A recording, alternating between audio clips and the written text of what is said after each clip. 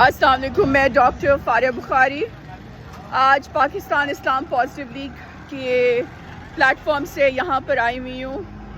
یہ ہمارا ایک سویلین پلیٹ فارم ہے، ایک پریشر گروپ ہے اور ٹوٹلی سویلین بیسڈ ہے۔ ہمارا پاکستان آرمی کے ساتھ یا کسی بھی انسٹیٹیوشن کے ساتھ کوئی تعلق نہیں ہے اور یہاں پہ ہم ٹوٹلی نیوٹرلی آئے ہیں۔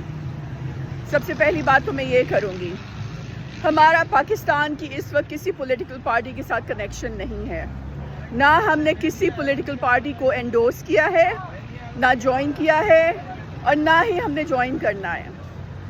ہم آج آئے ہیں کشمیریوں کے لیے اور دنیا کو یہ بتانے آئے ہیں کہ اگر کشمیر کی جنگ ہم نے لڑی ہے اور لڑتے رہیں گے تو اس میں یہ مت بھولیں کہ ہماری آرمڈ فورسز کے شہیدوں کا لہو اس جنگ میں شامل تھا، ہے اور رہے گا۔ پاکستان پوری دنیا کا وہ واحد ملک ہے کہ جس نے نہ صرف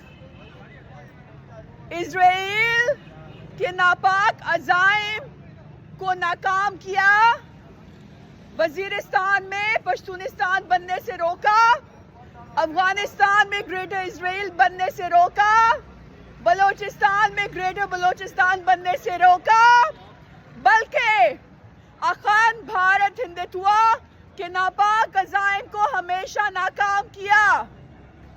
ہم حالت جنگ میں ہیں جب سے پاکستان بنا، اور جن لوگوں کو ہم نے یہاں سے نکال کر پاکستان بنایا انہوں نے جانے سے پہلے جان بوجھ کر کشمیر کا مسئلہ، کشمیر کی کانفلکٹ پلانٹ کی، کیونکہ وہ نہیں چاہتے تھے کہ پاکستان ایک کامیاب اور پراسپرس ملک بنے، کیونکہ وہ چاہتے تھے کہ یہ پوری کی پوری دنیا گریٹر اسرائیل بن جائے۔ 1948 میں جہاں انہوں نے کشمیر کی کانفلکٹ پلانٹ کی، وہیں پر انہوں نے اخند بھارت ہندتوا کے کندھوں پہ چڑھ کر کشمیر کا مسئلہ بھی انہوں نے پلانٹ کیا۔ انہیں ہمارے سے خطرہ تھا، ہے اور رہے گا۔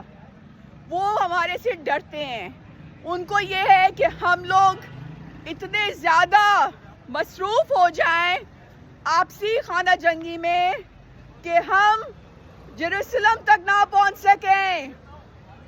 اگر انہیں پوری دنیا میں کسی قوم سے خطرہ ہے تو وہ صرف ہم ہیں، کیونکہ جہاں ہم نے گریٹر اسرائیل کا منصوبہ ناکام کیا، وہاں ہم نے اخند بھارت ہندتوا کو بھی ناکو چنے چبوائے۔ یہی وجہ ہے کہ مودی ہتھیار اکٹھا کرتا رہا اور ہم اپنے شہیدوں کا لہو قربان کرتے رہے۔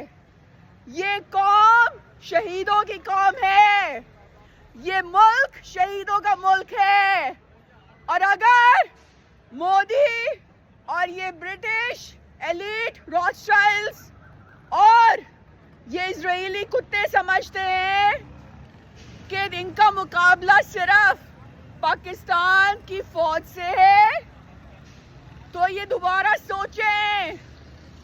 پاکستان فوج اکیلی نہیں ہے، اس فوج کے ساتھ 25 کروڑ پاکستانی کھڑا ہے۔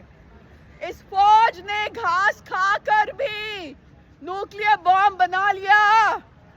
سوچو، جس دن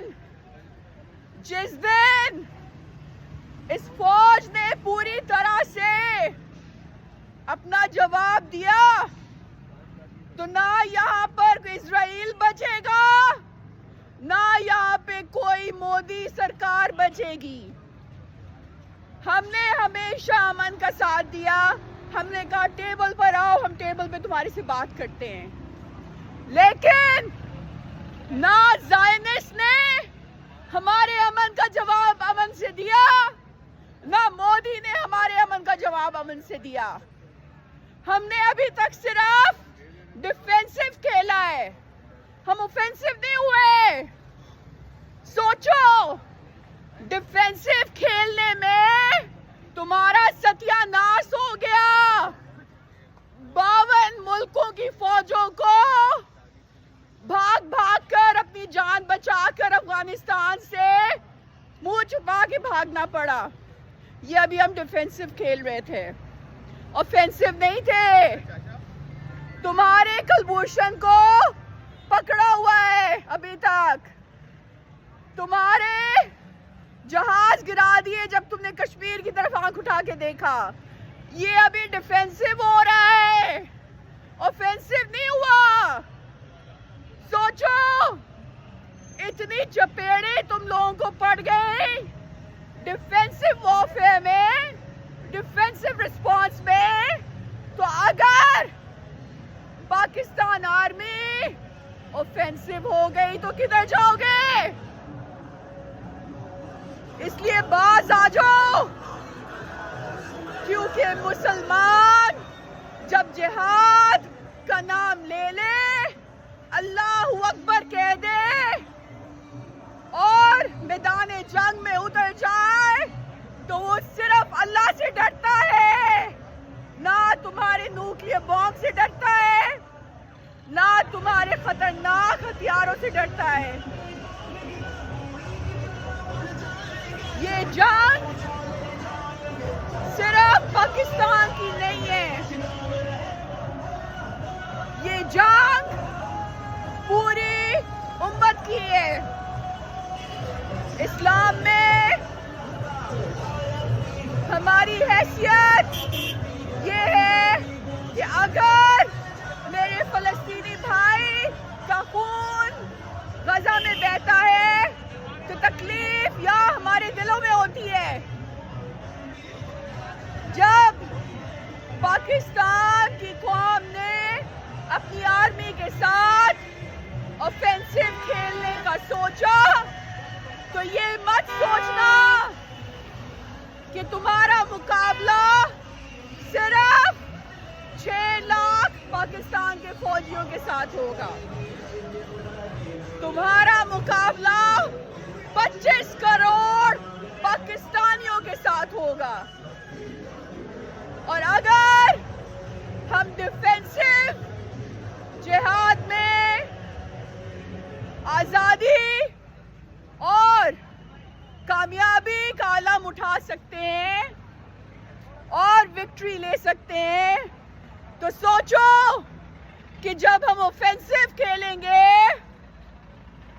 तो फिर तुम लोगों का हश्र क्या होगा। हम लोगों को हथियारों की जरूरत नहीं है जीतने के लिए, हम घास खा के भी जिहाद कर देते हैं। इस कौम के मुजाहिदों को तुम्हारी लालच में आने वाला कोई, वर्गलाने वाला कोई सीन नहीं है। ये कौम जाग चुकी है और ये कौम अब नहीं सोएगी।